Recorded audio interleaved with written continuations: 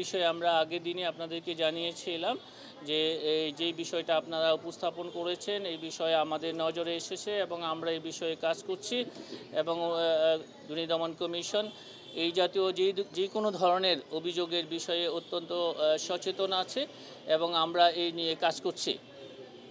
আমাদের গোয়েন্দা ইউনিট এই সংক্রান্ত কার্যক্রম পরিচালনা করছেন এবং আপনারা এই বিষয়ে আমাদের অগ্রগতি শীঘ্রই জানতে পারবেন।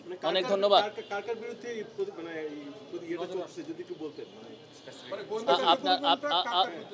আপনারা যেই বিষয়টা উপস্থাপন করেছেন, বিশেষ করে দুজন উপদেষ্টার এপিএস পিএস যাদের কথা আপনারা উপস্থাপন করেছেন, সেই বিষয়ে কমিশন আমাদের দুর্নীতি দমন কমিশন আইন বিধিমালা অনুযায়ী যে প্রক্রিয়া অনুসরণ করে কার্যক্রম গ্রহণ করতে হয় সেটি আমরা করছি।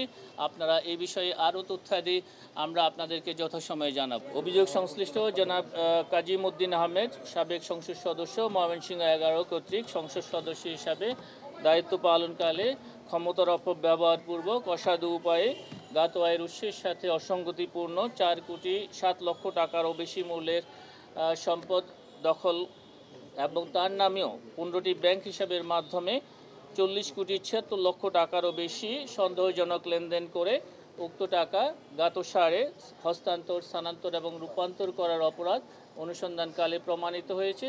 এই কারণে তার বিরুদ্ধে দুর্নীতি দমন কমিশন আইন 2004, মানি লন্ডারিং প্রতিরোধ আইন 2012 এবং দুর্নীতি প্রতিরোধ আইন 1947-এর সংশ্লিষ্ট ধারায় একটি মামলা রুজুর সিদ্ধান্ত গৃহীত হয়েছে। এছাড়া অভিযোগ সংশ্লিষ্ট মিসেস সালিহা সিদ্দিকা শিপা, স্বামী কাজীম উদ্দিন আহমেদ, সাবেক সংসদ সদস্য, ময়মনসিংহ 11-এর বিরুদ্ধে জ্ঞাত আয়ের উৎস বহির্ভূত সম্পদ অর্জনের প্রাথমিক তথ্যাদি পাওয়ায় তার প্রতি দুর্নীতি দমন কমিশন আইন 2004-এর 26(1) ধারায় সম্পদ বিবরণী দাখিলের আদেশ জারির সিদ্ধান্ত গৃহীত হয়েছে।